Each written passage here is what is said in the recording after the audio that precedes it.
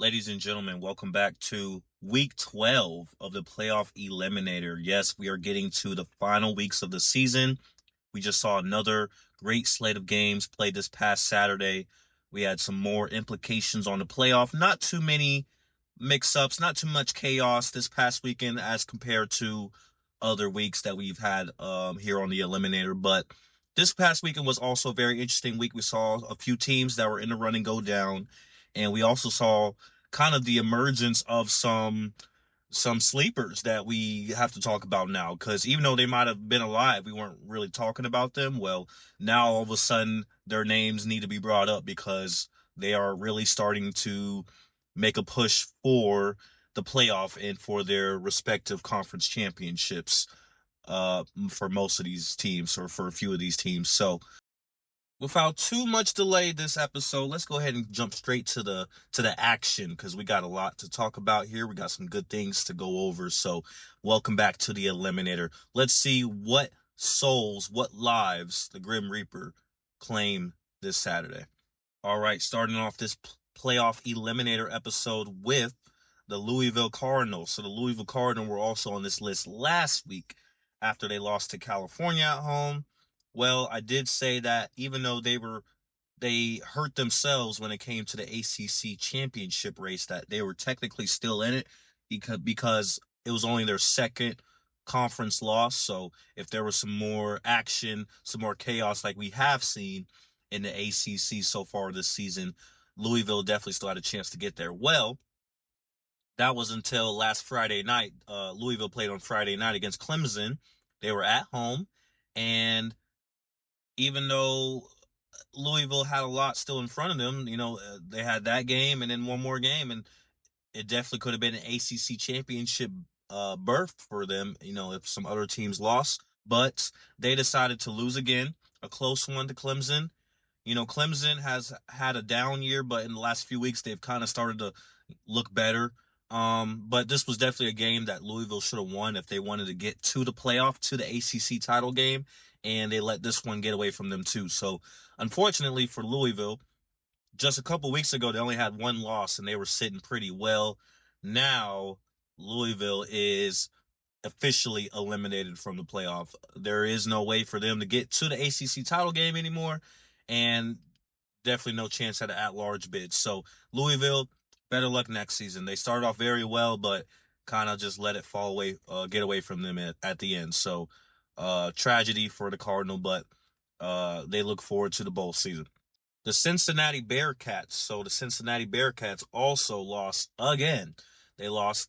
Well, was it last week that they lost, or was it the week before? I think it was the week before, because I think they had a bye week last week. But the week before, they lost their second game, getting blown out by Utah. So not close at all. They got embarrassed, had a week off, and then they came back and, off the bye week, you'd think they'd be ready to go, refreshed, recharged, but nope, they lost to Arizona at home, the Arizona Wildcats. Now, Arizona's not a bad Big 12 team. They're not, but they're not very good either. And Cincinnati was right there. Well, we'll talk about it because they technically still are, but they were right there when it comes to the Big 12 title race. And with this loss, that definitely set them behind a BYU. But on that note, Cincinnati is not eliminated like Louisville is. As you see, there's not a big red X next to their name. Why? Well, it's only their second conference loss. They've lost 3 total games, including the Nebraska game week 1, but it was only their second conference loss. Now, even though that does decrease their chances of making the title game, they only have 2 conference losses. BYU has 1. So Cincinnati didn't really fall in regards to the standings. They're still right there. They're still right there behind Texas Tech and BYU. So if they play BYU next week, that's what's really important here.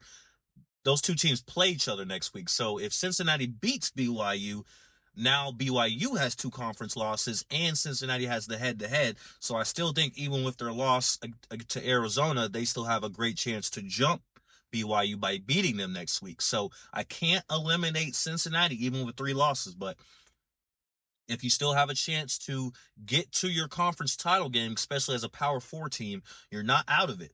And so we've seen that with teams like USC and Michigan and teams like Ole Miss and Oklahoma, teams like that, Texas, like they're still in it because they might not get to their conference title game, but they're right there.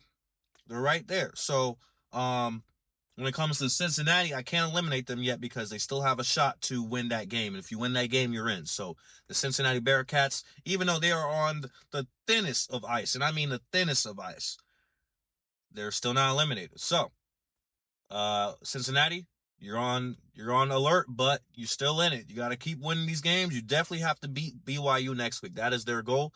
If they can do that and win out, I think they'll get to that title game against Texas Tech. So it remains to be seen.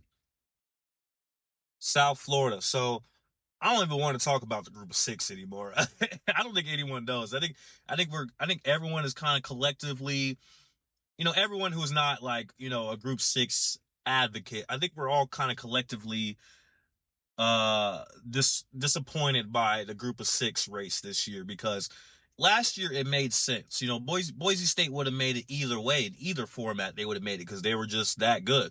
So it wasn't an argument last year. This year it's like, what are we doing, man? These teams are not good enough to make the playoff this year. They are not. South Florida was the number 24 ranked team last week by the playoff committee.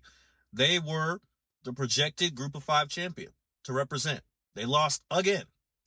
That's 3 losses. South Florida picked up loss number 3 to Navy over the weekend. So all these teams seem to play each other, which just adds to the chaos.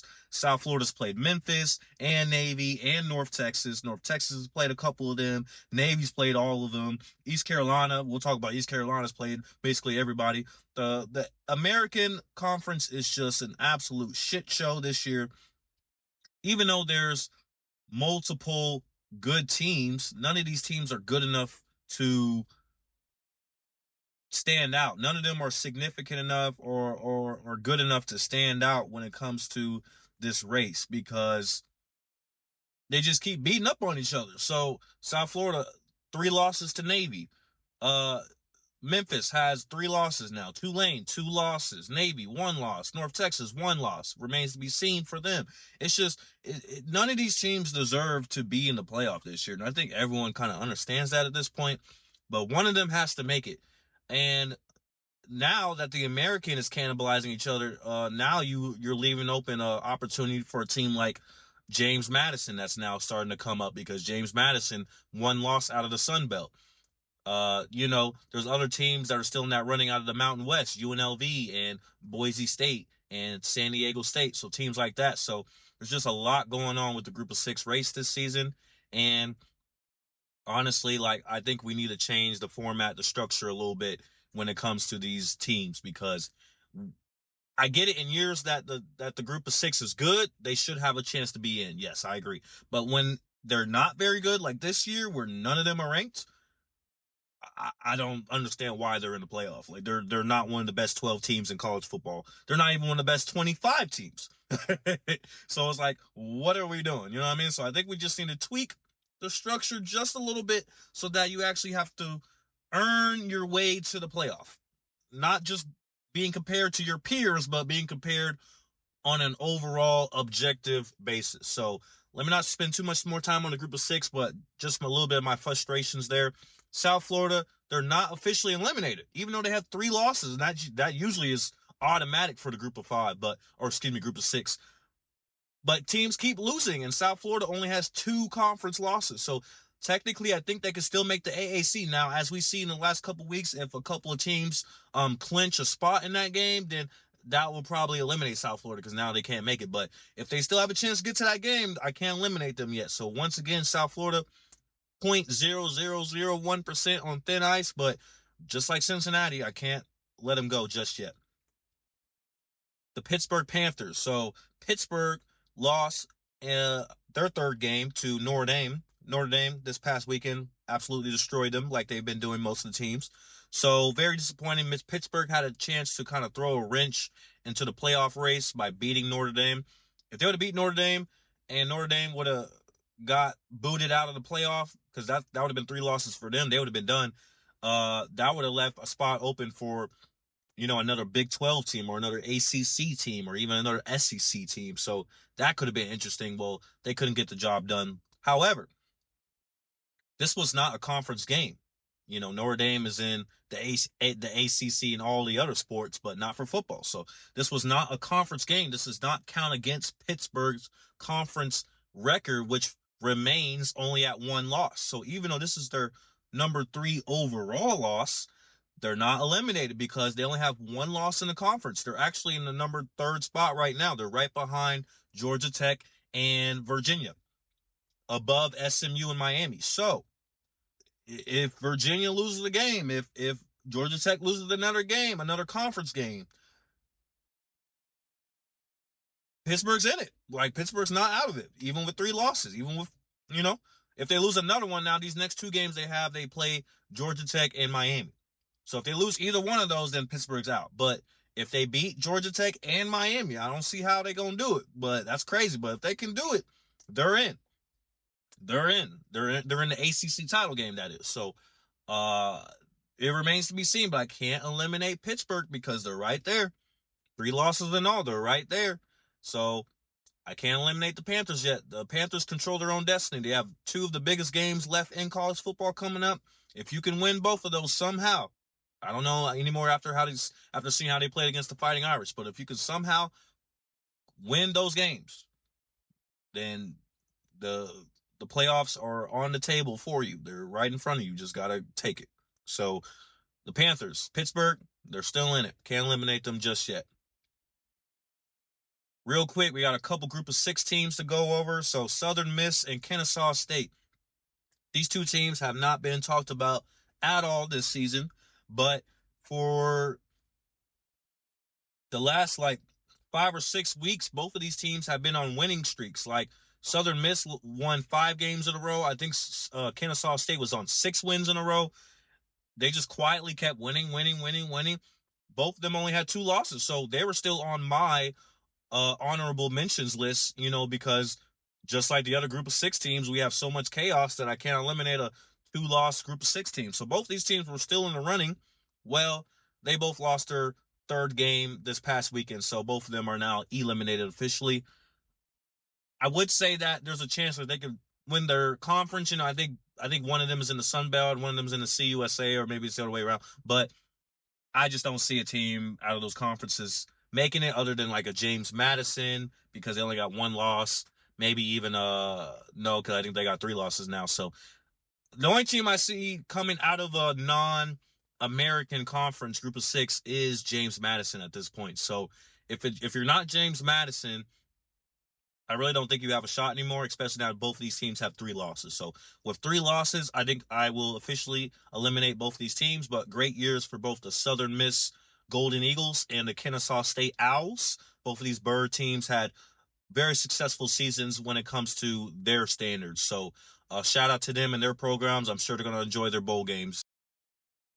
And last but not least, we have the Texas Longhorns. So the Texas Longhorns obviously lost game number 3 to Georgia this past weekend. They lost game number 3, and it was not in good fashion. I did say in our Texas Georgia prediction video earlier last week, I did say that if Texas lost this game, but it was close, and then they ended up beating A&M in the last week, I think there was still somewhat of a chance that they sneak into the playoff, or even the other way around. They lose to A&M, but they beat Georgia. Well, they got blown out by Georgia, and they did not look good at all. And even though they're not officially eliminated still, I still think there's like a 5% chance that Texas gets in, even with that. Now they have to win the A&M game, and they kind of have to put some style points, I think, on it, because let's just say they barely beat A&M, last second field goal. Are we putting Texas in at 9-3 over some more deserving 10-2 teams? 10-2 Miami, 10-2 Vanderbilt, 10-2 BYU, or 11-2 BYU, say they make it to their title game and lose. There's going to be some other teams that are going to be right there with only 2 losses.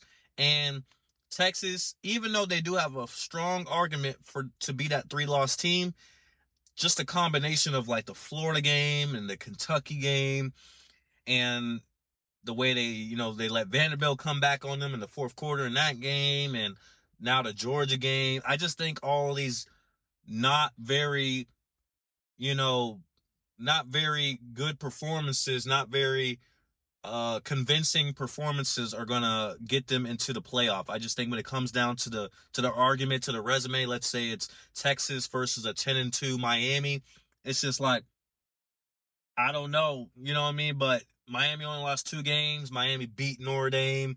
Miami at that point would have beat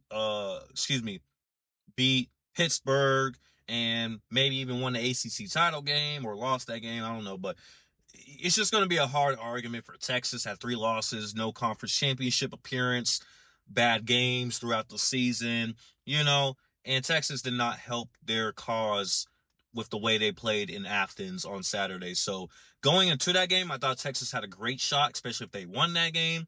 If they won that game, they might not even have to win the A&M game. They were already good. But now that they lost this game, not only do they have to beat the Aggies, but I don't even know if that's going to be enough at this point. So Texas is on the brink. They're not eliminated just yet. I told you last episode that I think the only 2 teams that have a shot to make the playoff with 3 losses are Texas and Oklahoma. Oklahoma saved their season by beating Alabama last week. So huge win for Oklahoma. Now Oklahoma went from basically being on the edge to being right smack in the playoff picture. So great for them, not great for Texas. Texas did the opposite. They were in the playoff picture and now they're out of it. I'm very interested to see how low is the playoff committee going to rank Texas this week. The rankings haven't come out yet at the time of me recording this, but how far does Texas fall? Because even though they have 3 losses, they're going to be one of the highest ranked 3 loss teams, as we saw with Iowa and Tennessee in them. Are they going to fall all the way to the 20s? Are they going to be late teens? They were number 10 before losing to Georgia. Are they going to fall below teams like Vanderbilt and Miami and Georgia Tech, around that 16, 17, 18 range? Are they going to slide somewhere around that Utah, range right there, 13, 14? Like, how far does the committee punish Texas? Because they did not play well, and it's their 3rd loss. But we know how high the committee and all those powers to be are on Texas. They're super high on Texas. So Texas is definitely still going to be ranked. Don't get me wrong, but are they going to be like 20 or are they going to be 14? You know what I mean? That's really big when it comes to how much is Texas still in this race. If they're 14, then they're still in the race, no doubt. If they're 20 or 22 or something like that, Texas might be done. They might be done. So I think the playoff committee is going to confirm how much Texas has left in this race, if they actually still have a shot or not, or if their dreams are now dead and gone. So remains to be seen, but I'm very excited to see how the committee treats this past weekend, because we're definitely going to have some mix up with Alabama falling, Oklahoma rising, teams like that. So very excited to see how it all shakes out. We're getting very close to the end of the season. Only a couple weeks left until we get to conference championship week. So these last 2 games of the season are going to decide basically anybody who doesn't play in that conference championship weekend. These last 2 games are going to decide your season. So these last 2 games are going to be super important for most of the teams. And then for the teams that do make it to their conference championship game, it's just getting started. So we have a lot still to determine here, and I can't wait to see it. College football is just getting better and better and better. I don't have too many complaints other than sometimes the playoff structure, but I'm just loving it. I'm loving all the parity. I'm loving all the new teams we're seeing. I'm loving the old teams that we thought were perennial contenders that are not falling off, like Penn State and Clemson, and I'm just loving it. College football is at its peak right now. So if you're not tuning into the Eliminator, make sure you tune in, man. I do this every week. I talk about the teams that are eliminated, the teams that we have left that still can make the playoff, and we only have a few episodes left. So tune into your boy. Enjoy these last few episodes we're going to bring you until Selection Sunday. On Selection Sunday, we're going to find out officially who's going to be in the 12-team playoff this year. But thank you again, ladies and gentlemen, for tuning in to another episode. Like always, watch your back. The Grim Reaper, he's looking for new souls, new lives to take. There's not too many left. We are down. Officially, now that Louisville's been eliminated, we are down to 30 teams. We're about down to 30 teams. So, real quick, I did have to mention that because the group of 6 race is so crazy right now, even though we basically eliminated Memphis, right? Memphis lost their third game, but now we basically have to replace them with East Carolina and Western Kentucky. Why? Well, Western Kentucky continues to win. They only have 2 losses in their conference, the CUSA or whatever it is. And then East Carolina, who has 3 losses overall, but only has 1 in the American, and they just beat Memphis. So now they're like right there when it comes to the American race. So East Carolina is still in it. Western Kentucky is still in it. So we're sitting about that 30, 31 team range right there. So we still have over 30 teams that still can make it, and that's crazy. Like any other year, week 12, we will not still be talking about 30 teams that have a chance. Well, we still have 30 teams that have a better than 0% chance. So it's crazy, man. It's crazy. But I forgot to mention that about East Carolina and Western Kentucky. They're not, nothing crazy there, group of 6, but they are still in the race, and Memphis is eliminated officially now. So with that being said, the Eliminator, it's been real. See you next time.